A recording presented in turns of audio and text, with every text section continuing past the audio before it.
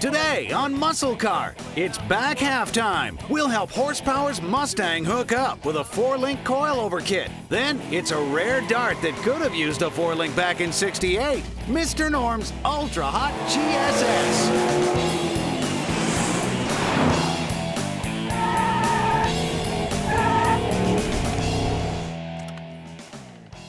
You know, I had no idea what I wanted to do this week, not a clue. So I decided to come out here to the POWERBLOCK staging area for a little bit of inspiration.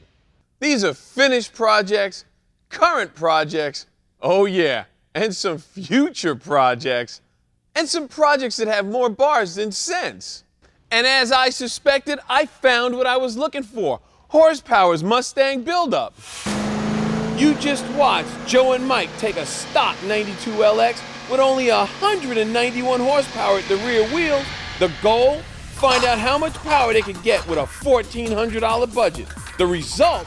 A respectable 32 horsepower gain. In the coming weeks, they're gonna live up to their name.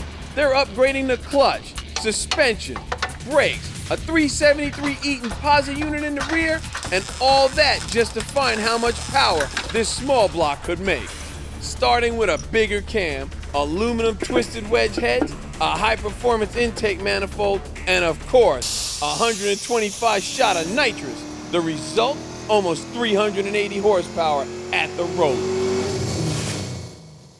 I saw the show, man. You guys made some pretty good numbers with this thing. It's actually a little too much power for the setup right now. Yeah, I was looking at that. You're tearing it up on that lip there, man. That ain't good. I can help you with that, you know. Well, we were gonna 4-link it and back half the rear end in that, but we just don't have the time. Well, you know what? It just so happens I'm looking for a light project this week, and I think I can help you out. You wanna get it in the shop or what? Yeah. That'll be good. You may not classify this pony car as a true muscle car, but it's a car with muscle, and that's good enough for me. No, I'm not Buddha, and I'm not sitting here meditating. I'm getting ready to explain something to you guys because it's really important in what we're gonna do. Our Mustang over there has a triangulated 4-link. Now, they've been around a long time, but there's actually a more efficient method, a parallel 4-link, for what we wanna do. Drag race, go fast. If you take a car and you strip, and when it launches, it'll twist and take off. That's wasting energy. It's kinetic energy, it's going to waste because you're using power to twist the car. You want the car to squat and go forward. That's where you're maximizing all your power. If it's not getting to the rear wheels, which is getting to the pavement, you're wasting your time. And it's slower. My cell phone's my engine, and this is my car because I'm no artist. So I gotta use what I got. Remember back in the day when you were riding your old Schwinn Stingray and you had your handlebars too far forward? You couldn't pop that wheelie because all the weight was over the front wheel. If you rocked them back, it was real easy to go backwards because all the weight was on the rear wheel. It's the same basic idea with a 4-link. If I find center of gravity of my car and I pull 2 strings on my top and bottom bar, they should intersect at the center of gravity on my car. So if I had my bar too high, and I pulled my strings, my intersect point would be right here, which would keep the front of the car from coming up.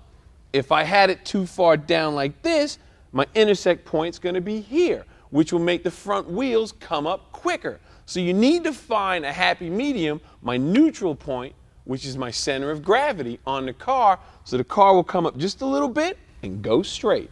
And that's what we wanna do with a 4-link.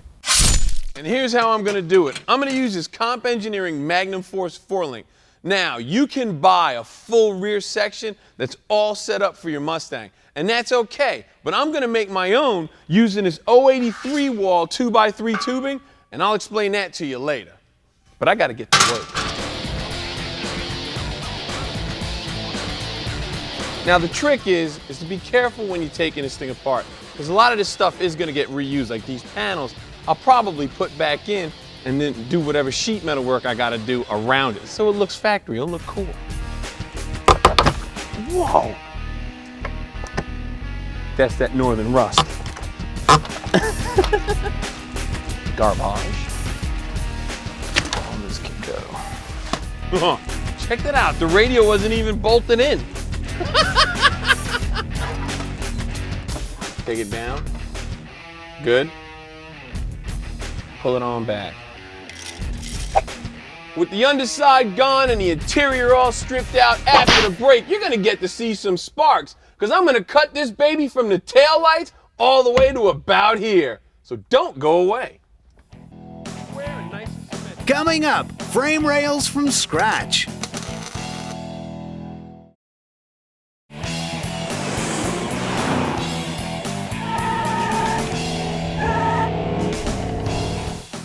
I'm back, you're back. Joe and Mike made a little too much power with their Project Mustang, so I decided to help them out and put a 4-link under it, and I'm building the frame rails from scratch. Before we cut out all that sheet metal that's making that floor and that trunk, we're gonna heat up all this seam sealer so we can make room for that plasma cutter. Then we're setting this baby at ride height. Normally we would use a jig for a project like this, but this time we're gonna use the floor like most of you guys would do at home.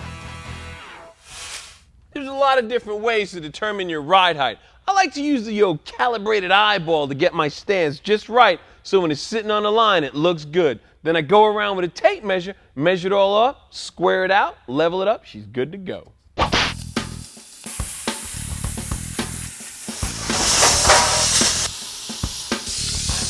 Fire! It went out. We're cutting everything out in small pieces and we're taking our time because you don't want to cut out too much. You can always go back and remove things that are in your way later. Hey Mike! Yeah? Can you reach over here? Yeah, where you at?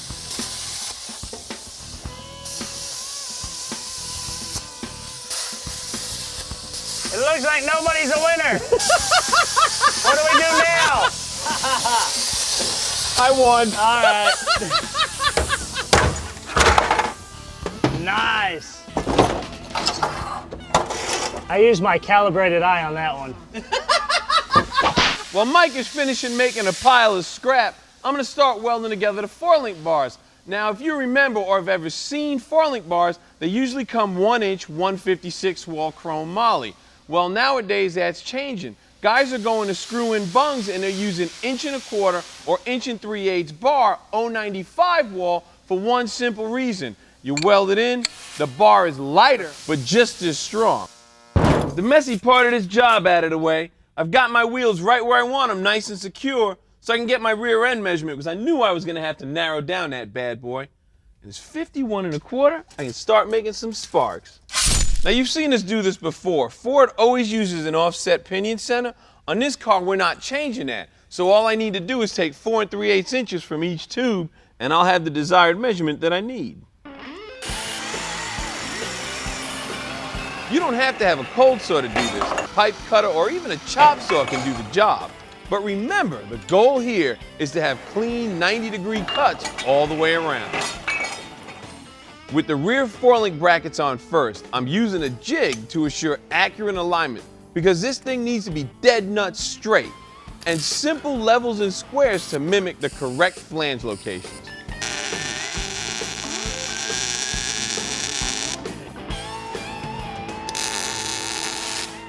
Now that I've got my rear end all finished up, it's time to get some axles. All your major manufacturers have these order forms. Get a couple of them and follow the simple measurements that they tell you to give them. When you call them up, it makes your axle ordering experience very painless. Not to mention you'll get the right axles because once you buy them, they're yours. Well, being that my axles are going to take a couple days to get here, I decided to pull out these old broken ones that I had so I can stab them in here and I can keep on working. Now that I've got my rear end and 4-link in place, I can start planning out my cross member. I'm going to come out of this rocker panel, come down, and I'm going to go straight up alongside these front brackets so they've got a good solid weld point. Then I'm going to go across, down the brackets on the other side, and then into the rocker panel, and then I'll start planning out my frame rail.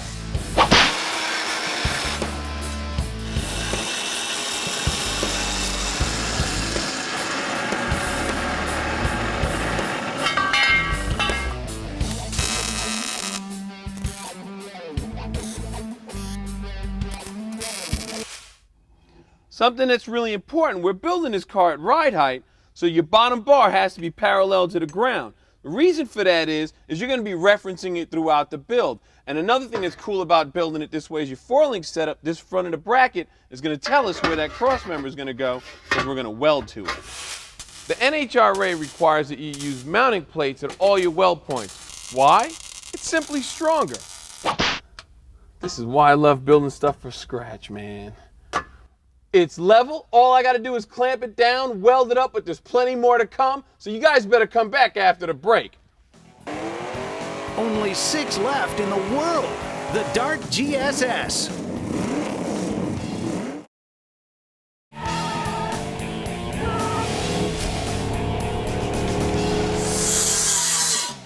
Back in 1968, street racing was serious business. Grant Spalding Dodge out of Chicago decided, hey, we're going to get 48 Dodge Darts built with 440s. Those things were the ticket. The GSS was born. Today's Muscle Car Flashback, the 68 Dodge Dart GSS. Back in the day, it was all about raw performance. And dealers like Mr. Norm's Grant Spalding Dodge in Chicago sold some of the fastest, strongest, most outrageous street machines they could get Detroit to build. Hey, want to join the proud crowd with a high-performance Dodge from Mr. Norm's Grant Spalding Dodge? Love to have you. And one of the most ferocious dealership specials was the 440 Dart GSS. It was just what street racers needed. Mopar's lightest car and their biggest engine. Chrysler yanked 48 darts off the assembly line before the engines went in. Then Hearst turned around and stuffed a 440 in it. The 383 was strong enough, but the 440 had more power, more torque, and more weight, and a lot more attitude. It looked almost stock. Mr. Norm even left the 383 badges on it. He just changed one letter, made it a GSS for Grant Spalding Sport.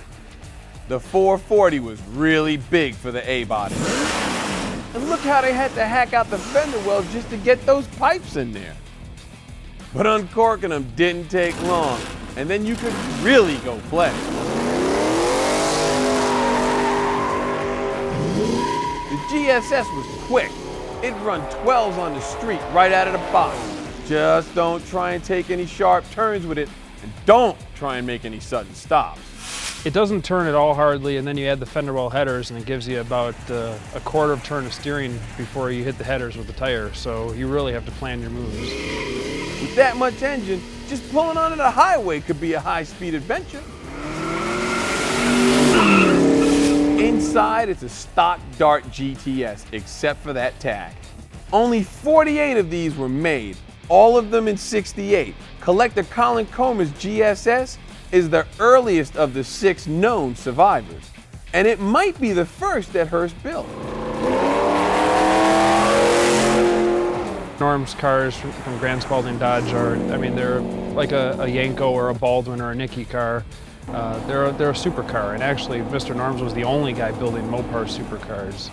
The GSS was just too hard to handle for daily driving. Too heavy up front, it wouldn't turn, it wouldn't stop. But with that kind of power, who cares? Hey, see you back at the shop after we take it for another little ride. That was traction then. This is traction now. More 4-link tech coming up.